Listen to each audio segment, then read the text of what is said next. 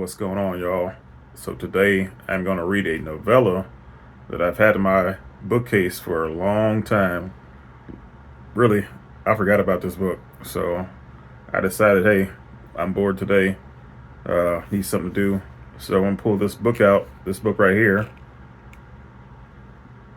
Sour Candy, and I'm going to see what it's talking about.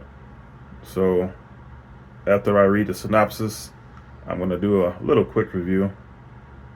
Very professional review. I'm just kidding. But this is only 74 pages, so I'll probably blow through this real quick, and I'll let you guys know how I feel about this later. Peace. At first glance, Phil Pendleton and his son Adam are just an ordinary father and son, no different from any other. They take walks in the park, visit county fairs, museums, and zoos, and eat together overlooking the lake.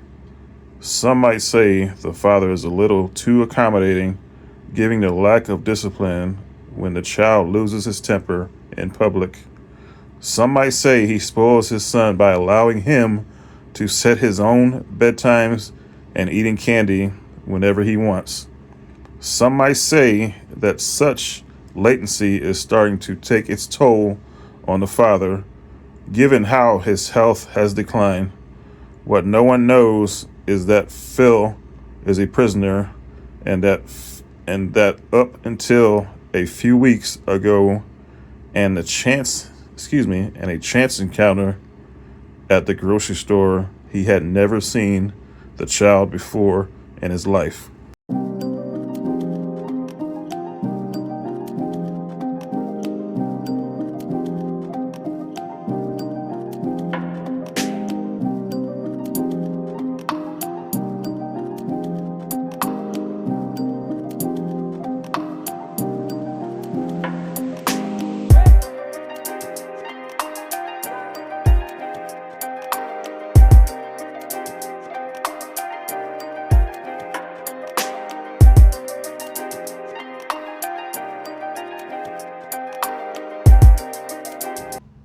Word to the wise, don't eat a lot before you try to read, because you're going to get the itis. So I'm halfway through this novella, Sour Candy, and so far I'm digging it.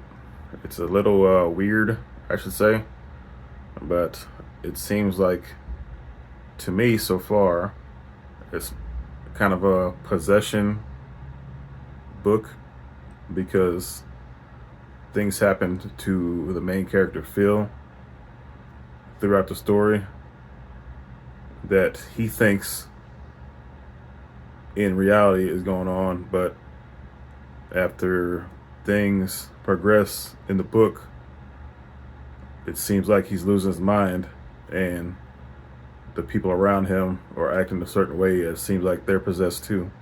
So it could be a possession book. Like I said, I'm halfway through, so I don't know the details already, and I don't know what I'm doing with my hands right now, but disregard that. But yeah, this kind of seems like a Twilight Zone type of story, because just things around the main character are happening, and it's like weird. And it's funny because the book also mentions the Twilight Zone, because the character even says he feels like he's in a Twilight Zone.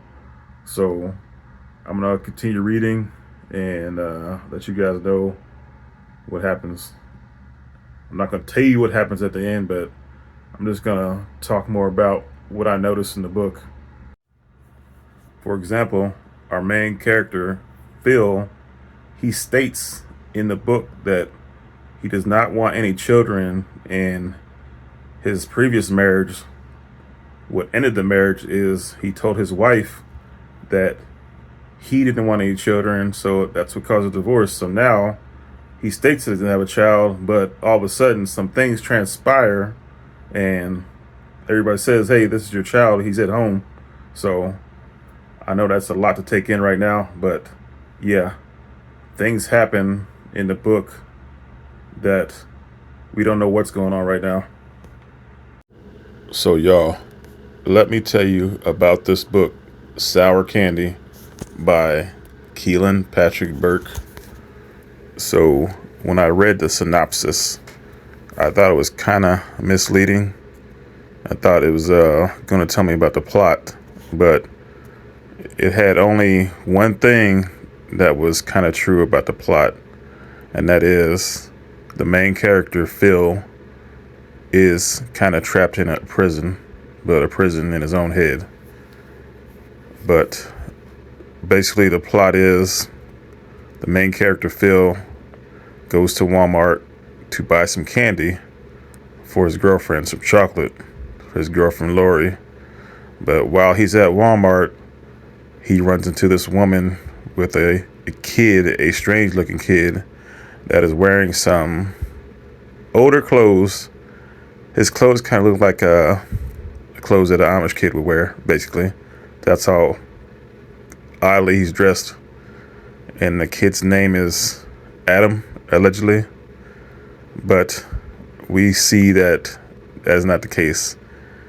I'm trying not to go into too much details to spoil this book, but when he gets to Walmart and sees this kid scream in front of the whole store, that's when the madness starts, and it just leads into a trickle effect where you see some showing up.